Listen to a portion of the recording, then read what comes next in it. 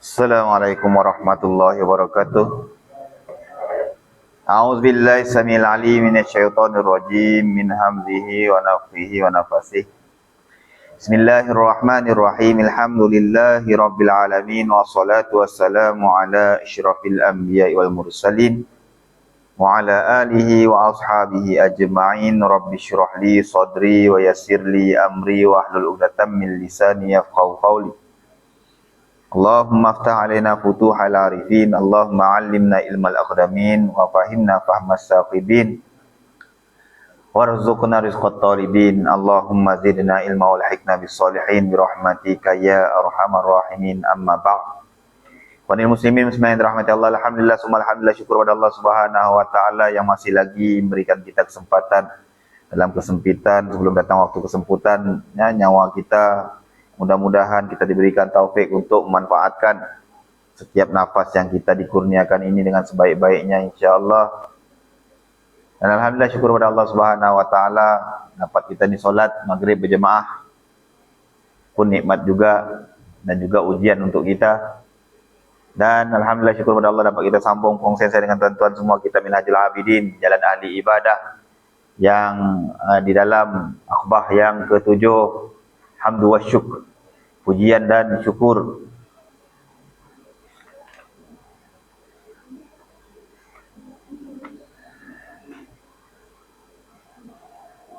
Hari itu kita sudah bicara bahawa orang yang penyabar itu adalah orang yang bersyukur, dan bila orang itu bersyukur dia juga seorang yang penyabar.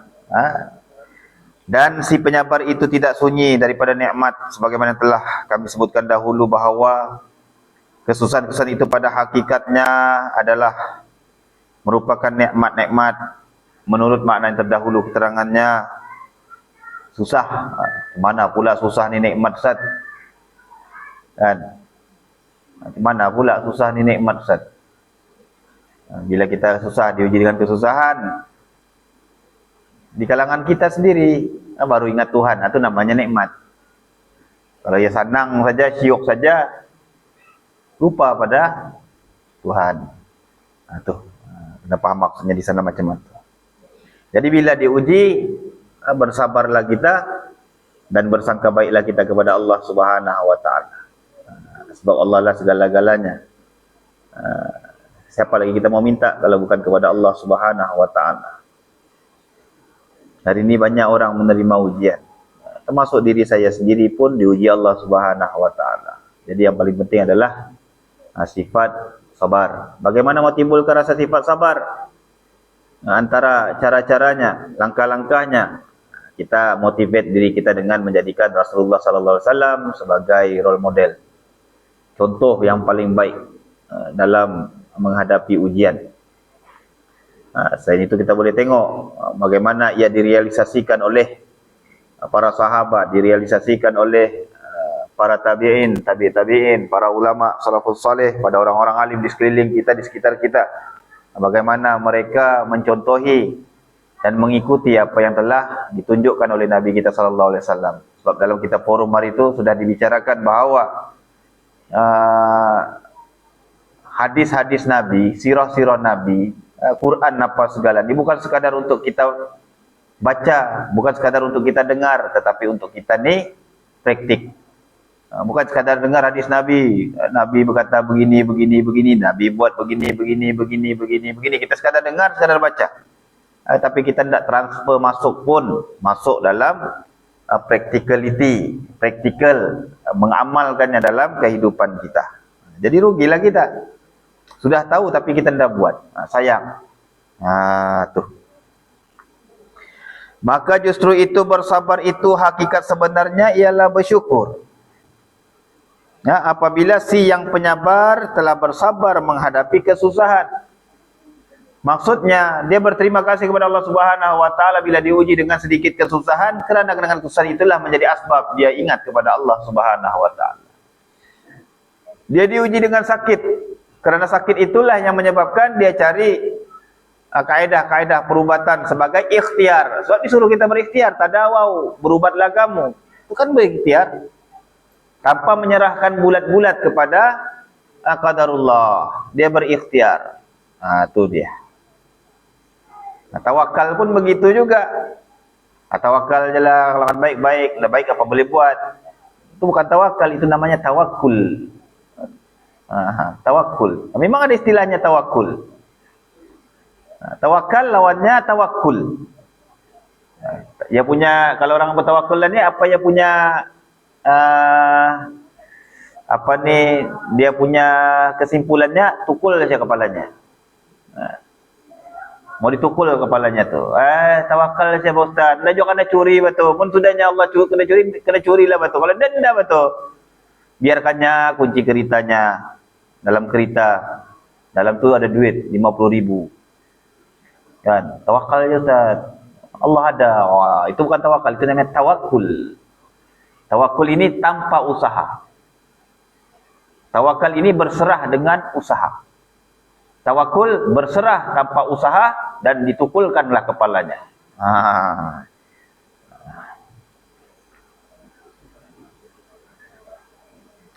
Kerana apa? Kerana sesungguhnya dia telah menahankan dirinya daripada berkeluh kesah demi kerana mengagungkan Allah Subhanahu wa taala. Kalau kita kena uji dengan benda yang kadang-kadang kita rasa kita tidak mampu, jangan cepat keluh kesah. Bertenang, istighfar banyak-banyak, kemudian sangka baik dengan Allah, hadapi. Kenapa? Saya selalu bicara tentang ini. Saya juga selalu memikirkan perkara ini. Kenapa kau perlu hadapi ujian-ujian ini? Sebab ujian yang sedang engkau hadapi itu, yang engkau terpaksa hadap itu, yang kau mau keluh kesahkan itu, realiti. Realiti, bukan mimpi. Bukan mimpi, realiti. Diuji dengan nadaing tiba-tiba kan, contoh kan. Kita cerita pasal lain lah, selalu masalah lain kan. Diuji dengan nadaing. Kau kan keluh kesah, kan mengamuk, kan membucurkan tangki, apa?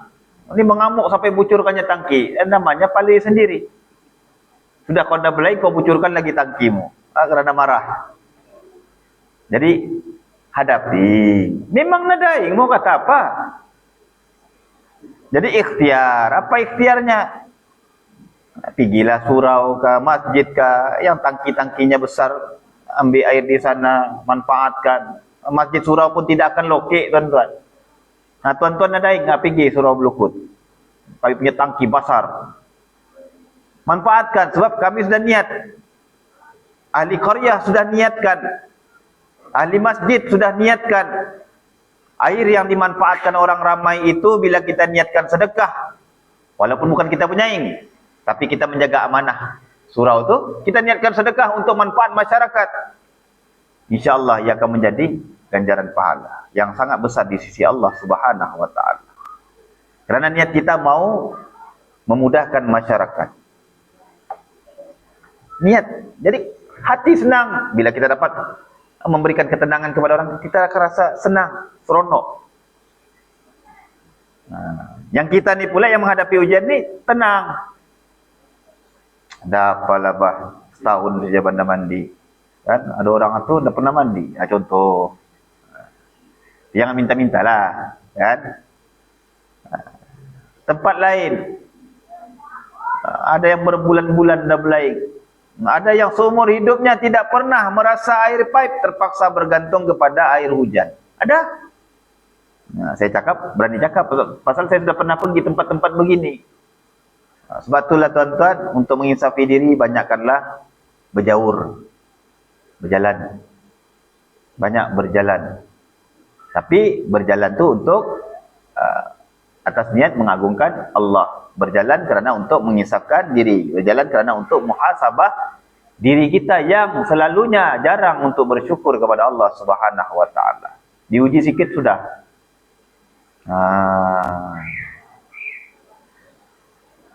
Senang ke membuat benda ni tuan-tuan? Susah. Sebab tu banyak orang dah suka. Dalam live tu mungkin ada cakap, ustaz cakap boleh lah. Ustaz kan ustaz. Jadi ustaz ni bukan orang. Ustaz tadi ada perasaan, ada keinginan, ada. Sama juga.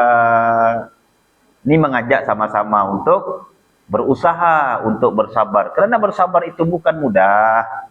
Bukan mudah. Bukan mudah. Mau buat benda baik bukan mudah.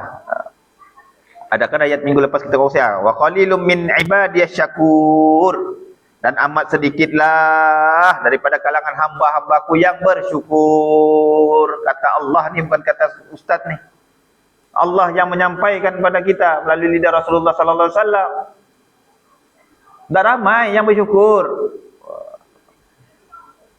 Jadi kita sebagai manusia yang bijak, yang klaim, yang mengakui bahawa Al-Quran dan Sunnah itu adalah panduan utama kita, kena yakin dengan apa yang telah disampaikan, dan bukan sekadar yakin, malah kita kena praktik dan usahalah untuk menjadi di kalangan mereka yang sedikit itu.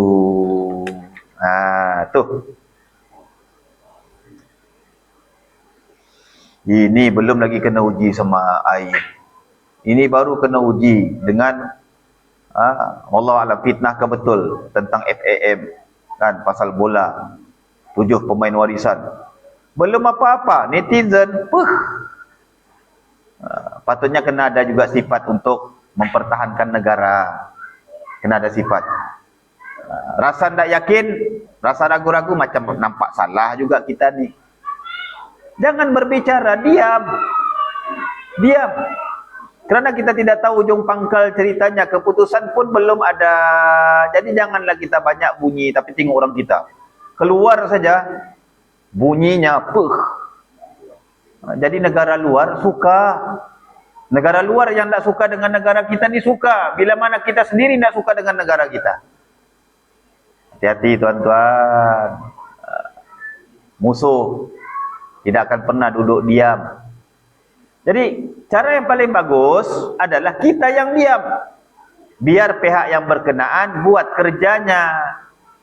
Ni kita pulang labi-labi. Jadi yang musuh-musuh negara ni daripada pihak luar ni, musuh-musuh luar ni, dia pun tengok dia kata orang Malaysia sendiri pun hantam dia punya. Orang suka tuan-tuan. Musuh-musuh negara kita ni pun dia suka kalau satu hari nanti kita membuat rusuhan. Seperti mana yang berlaku di Indonesia dan juga Nepal. Orang suka. Tapi maukah kita macam tu?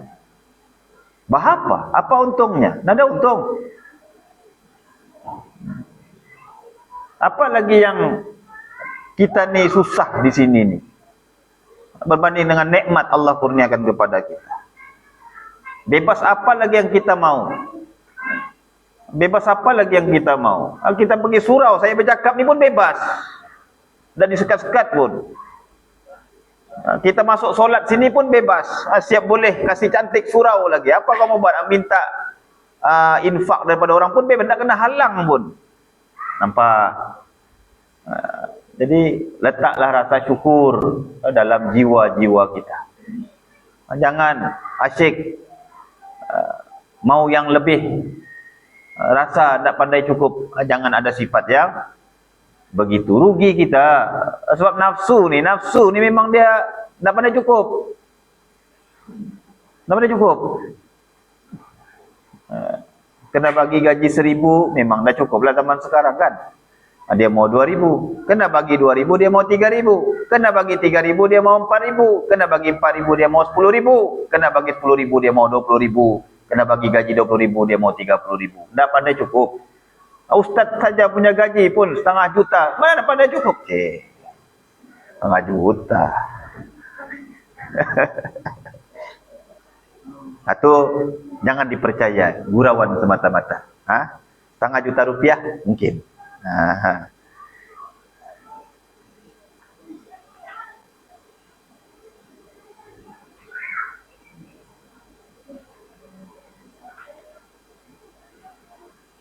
Dan inilah dia sebenar-benar hakikat zat syukur, kerana dia adalah merupakan satu pengagungan kepada Allah yang menghalangkan daripada berbuat maksiat. Ya, kalau ada rasa syukur, banyak maksiat yang kita buat. Maksiat ni bukannya maksudnya zina saja. Hal dosa itulah maksiat. Tidak sembahyang pun maksiat. Kan? Betul Ustaz? Kalau tidak betul, kasih betul lah. Tidak sembahyang pun maksiat. Tapi kalau orang kita ini kalau sebut maksiat saja, ya ingat orang pergi pub, berzina, berkhalwat, itu saja maksiat. Tidak sembahyang pun maksiat, takabur pun maksiat, tidak bersyukur pun maksiat, sombong pun maksiat. Dan bahwasanya lagi si yang bersyukur itu menghalangkan dirinya sendiri daripada mengkufuri nikmat, lalu dia bersabar daripada berbuat maksiat, dan dia membawakan dirinya untuk bersyukur dan bersabar mengerjakan taat. Apa kerjakan taat selain daripada solat? Maksudnya bersyukur, sabar, redha, itu taat lah itu namanya. Maka jadilah dia pada hakikatnya seorang yang penyabar. Dan orang yang penyabar itu telah mengagungkan Allah Ta'ala, hinggakan pengagungannya itu telah menghalangkannya daripada berkeluh kesah pada apa musibah yang menimpanya. Dan lagi pengagungannya itu telah membawakannya untuk bersabar. Maka sesungguhnya keadaan itu berarti dia telah mensyukuri Allah Ta'ala.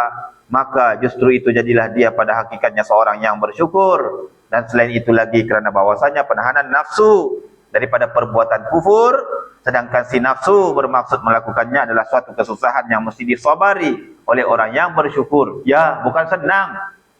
Mau tahan nafsu ni Allah, susah. Susah tuan-tuan. Susah.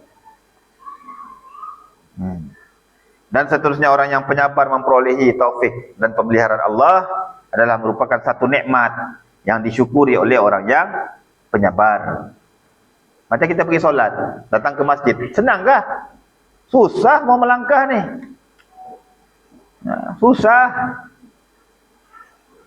Berat juga batis. Berat batis satu kan melangkah kemari, susah juga. Macam-macam saja alasan yang timbul dalam pikiran kan. Aku kalau aku escape hari ni boleh-boleh saja ni. Baru mulai panat. Banyak cara kaedah untuk kita beralasan dan tidak nampak salah. Pasal alasan tu kuku, dalam kuku surau, lalah aku baru kemulih tadi, baru sampai aku tadi. Nampak? Bukan senang tuan-tuan. Ada masanya kita menang, ada masanya kita akan tewas dengan nafsu sendiri. Itu dia. Maka justru itu salah satu daripada kedua-dua hal, sabar dan syukur ini tidak berpisah daripada yang lain, kerana sesungguhnya menurut pendapat setengah ulama kami bahawa mata hati batin yang mendorongkan untuk bersabar dan bersyukur adalah satu jua, yaitu mata hati istiqamah yang batin. Maka daripada segala alasan-alasan inilah kami berkata bahawa salah satu daripada kedua-dua hal, sabar dan syukur ini tidak berpisah daripada yang lain. Maka ketahuilah hal ini sebagai seorang yang bijak dan mendapat taufik daripada Allah Subhanahu wa taala. Maka wahai lelaki, wajiblah atas anda mengerahkan usaha untuk merentasi akbah puji dan syukur ini, yang sedikit ongkos perbelanjaannya, besar manfaatnya, mulia asalnya, serta besar qadar nilainya di sisi Allah. Perhatikan oleh anda kepada dua asal ini. Asal yang pertama, sesungguhnya nikmat Allah itu diberikan kepada orang yang mengetahui qadar nilai nikmat, dan hanya saja yang mengetahui qadar nilai nikmat itu ialah orang-orang yang bersyukur. Kalau orang yang tak bersyukur ni macam-macam alasannya. Macam-macam alasannya. Tapi kalau orang yang tahu qadar nilai nikmat itu, dia cool down saja, relax, steady. Hadapi dunia ni memang susah, berat tuan-tuan. Kalangan kita ni macam-macam sudah ujian. Semua kita ada ujian. Yang kalau mau dikongsi-kongsikan, menangis kita berjemaah dalam surau ni, kan? Nangis kita berjemaah dalam surau ni. Tapi kita tidak mau kongsi sebab masing-masing diuji. Masing-masing diuji. Yang kita boleh kongsikan adalah apa? bagaimana kita menghadapi ujian ini. Yang kita boleh kongsi adalah kita motivasikan orang lain, berikan semangat kepada orang lain untuk sama-sama menghadapi ujian di dunia ini. Sama-sama menghadapi. Bukannya maksudnya sama-sama tu orang tu punya ujian kita hadapi juga, kita punya ujian sama menghadapi. Maksudnya sama-sama sabar, sama-sama kasih kekuatan untuk bersabar, kasih kekuatan untuk bersyukur di atas segala nikmat dan juga ujian daripada Allah Subhanahu wa taala. Dan dalil yang menunjukkan benar apa yang kami katakan itu ialah firman Allah Subhanahu wa taala yang menceritakan tentang perkataan orang-orang kafir serta penolakan Allah atas sikap mereka. A'udzubillahi minasyaitonir rajim. Aha ulai manallahu alaihim min bainina. Alaihissallahu bi'alama bisyakirin. Al-An'am ayat 53 yang bermaksud, berkata orang-orang kafir yang kaya mengejek orang-orang mukmin yang miskin. Adakah orang-orang semacam ini yang telah dikurniakan nikmat oleh Allah kepada mereka di antara mereka? Jawab Allah, bukankah Allah lebih mengetahui tentang orang-orang yang bersyukur kepadanya? Telah menyangka oleh si kafir yang jahil itu bahwa nikmat yang agung dan kurniaan yang mulia itu hanya saja diberikan kepada orang-orang yang paling banyak harta dan yang paling mulia nasab keturunannya. Lalu mereka berkata, apakah gerangan si fakir yang tergolong daripada hamba-hamba abdi dan orang-orang merdeka ini menurut sangkaan mereka, kononnya mereka telah diberikan nikmat yang agung ini oleh Allah, sedangkan sangkaan kamu lagi wahai si fakir, bukannya kami yang dikaya raya serta berturunan bangsawan ini diberikan nikmat bagaimana? Lalu mereka si kafir itu berkata secara sombong dan gaya mengejek, aha ulai manallahu alaihim min bainina. Al-An'am ayat 53 yang bermaksud, adakah orang-orang semacam ini telah dikurniakan nikmat oleh Allah kepada mereka di antara kita? Maka Allah Ta'ala menjawab terhadap kata-kata mereka itu dengan pengertian yang gemilang ini. Maka firman-Nya, alaihissallahu bi'alama bisyakirin, yang bermaksud, bukankah Allah lebih mengetahui tentang orang-orang yang bersyukur kepadanya? Sebab orang kafir ingat, ni susah-susah semua ni masuk Islam ni buat apa? Zaman Rasulullah dulu kan, hamba-hamba abdi. Mana nikmatnya pada dorang ni? Sedangkan kami ni golongan-golongan bangsawan, itu yang namanya baru kena bagi nikmat. Dia rasa dia dapat nikmat kekayaan tu maknanya Allah sayang dia lah. Tidak, bukan semestinya begitu. Ada orang diberikan nikmat sebagai istidraj daripada Allah Subhanahu wa taala dengan kekufurannya, dengan kelalaiannya. Jadi jangan salah faham. Macam kes itulah yang kita ceritakan, yang viral, saya tidak pakai tudung lebih dekat dengan Allah, istidraj. Hati-hati, hati-hati kita, hati-hati dengan hati kita. Aku dah sembahyang kaya juga, dah juga pernah minta sedekah sama orang, malah aku yang bersedekah. Jangan, istidraj. Hati-hati, jangan sombong, jangan bongkar. Yang perintahkan kau sembahyang tu siapa? Allah. Jelas sudah di sana. Yang suruh kau tutup aurat tu siapa? Allah. Kan? Yang larang kau buka aurat? Allah juga lah yang larang kau buka aurat. Yang suruh buka aurat? Syaitan lah, hantu. Kalau syaitan tu hantu.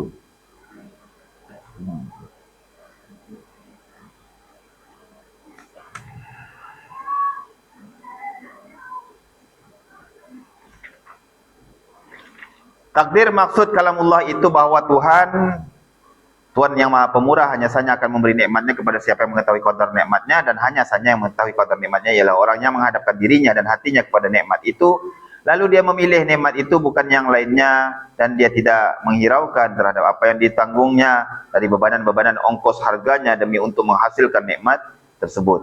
Kemudian sentiasalah dia berdiri di pintu khidmat kepada kami melaksanakan kesyukuran terhadap nikmat-nikmat itu, dan adalah dalam ilmu kami, maksudnya ilmu Allah lah, yang terdahulu, sejak azali lagi Allah telah mengetahui bahawa orang-orang yang lemah ini adalah mereka memang mengetahui qadar nikmat kami ini, dan lagi mereka bangun melaksanakan kewajiban bersyukur. Ya, sebagaimana yang ditunjukkan oleh keluarga Sumayyah bila Nabi menyampaikan, sabran ya ala Yasir, mau'idukumul jannah, sabarlah wahai keluarga Yasir, kamu telah dijanjikan surga. Jadi mereka langsung tak takut, kena siksa. Kenapa kan? Tak takut langsung tuan-tuan. Sanggup hilang nyawa. Nampak? Itu namanya nikmat. Walhal umur tua-tua sudah semuanya 60 lebih sudah masa tu, 60 sudah umurnya masa tu, dan datangnya Nabi membawa agama tu sekejap saja dia beriman dan imannya begitu mantap, begitu kejap, begitu kental dalam menghadapi sebarang cabaran, cobaan dan dugaan yang tidak ada apa-apa pun baginya berbanding dengan nikmat bertemu Allah di hari akhirat kelak. Masya Allah. Masya Allah. Nampak? Maka justru itu, mereka itulah yang paling utama menerima nikmat ini daripada kamu, wahai si kafir. Maka sebenar-benar nikmat bukanlah diiktibarkan, bukanlah diibaratkan kepada kekayaan kamu dan harta kamu. Bukan. Jangan bila kita ni ada harta, kita rasa kita lah yang paling banyak nikmat Allah kurniakan kepada kita. Jangan. Hati-hati. Itu juga adalah ujian. Bukan pula pangkat kamu di dunia, dan kaum keluarga kamu, bukan juga nasab keturunan kamu yang mulia daripada segala nasab keturunan, dan bukan juga kebangsawanan kamu. Sesungguhnya kamu salah membuat perkiraan. Kamu semua mengira bahawa nikmat itu hanya semata-mata dunia, harta bendanya, nasab kebangsawanan, berketurunan mulia dan ketinggian pangkat sahaja, bukannya agama, bukannya ilmu, bukannya kebenaran, dan bukannya ma'rifatullah. Bukan. Kalau dia rasa begitu, dia adalah manusia yang paling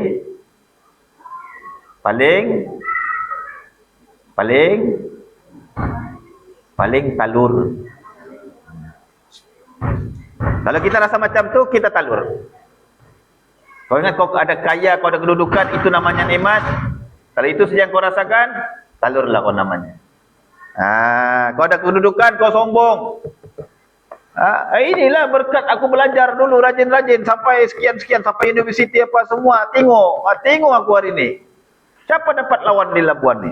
Tu dia lagi sombong. Itu bukannya namanya nikmat, itu namanya talur.